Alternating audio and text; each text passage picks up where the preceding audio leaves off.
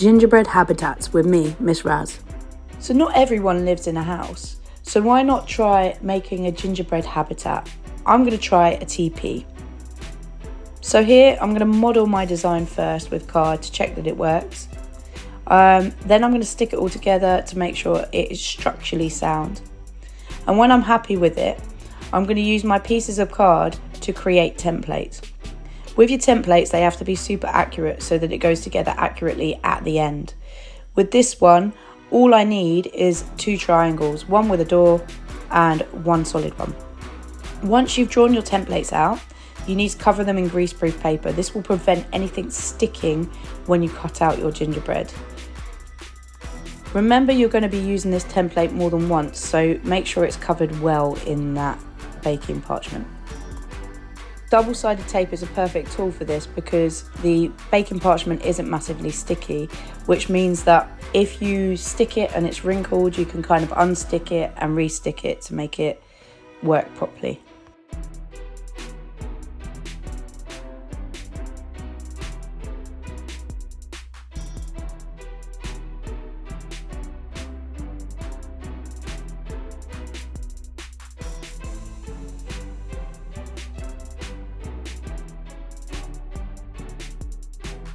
Once you have the templates, it's now time to make the dough. You'll need 60 grams of butter, 70 grams of golden syrup. It's best to measure this straight into the bowl that you're going to use for the bain-marie because otherwise it just gets stuck to the sides. 60 grams of dark brown sugar, 1 teaspoon of ginger, 1 teaspoon of cinnamon.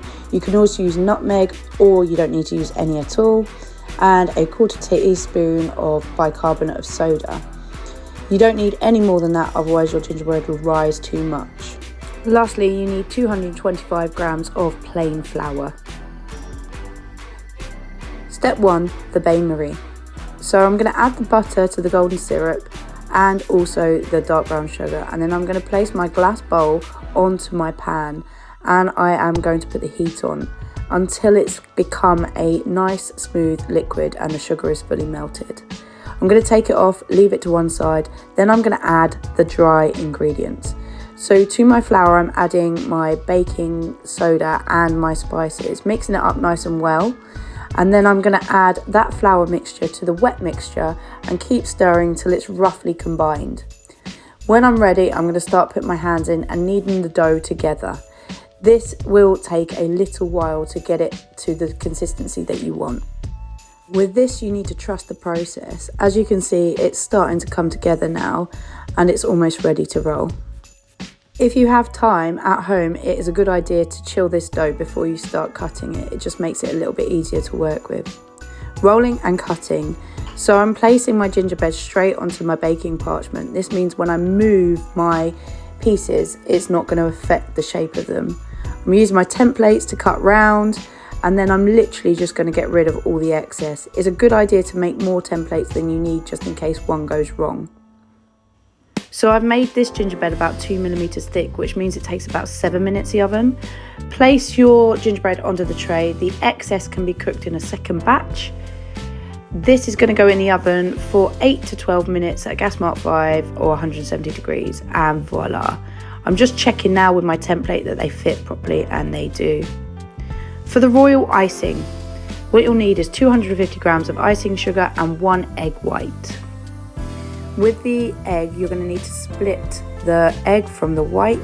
So you just put it in your hands and drain the white into another bowl. Then you're going to whisk this to high peaks.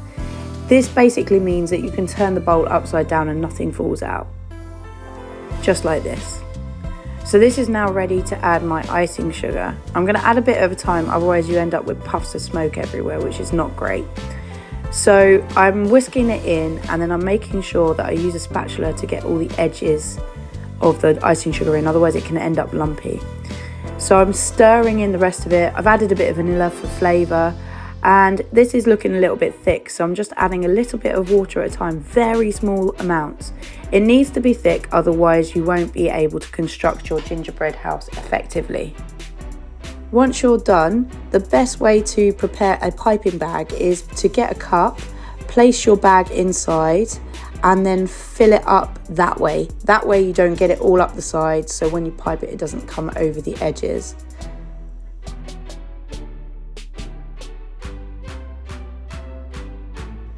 Now when I lift my bag over, I can seal off the bag and cut off the tip, and I can use it just like a piping bag. So for the construction of your gingerbread habitat, the best way to do it is to lay out your design first and then put a bit of icing on the base. This will allow it to be stronger. I used a cup or a bowl to allow my shape to sit in place properly. I'm going to reinforce it with extra icing, and now it's all about decoration, and that is totally down to you. Do what you want, go all out, make it simple, use a few colours, but there you go, my gingerbread habitat. Enjoy!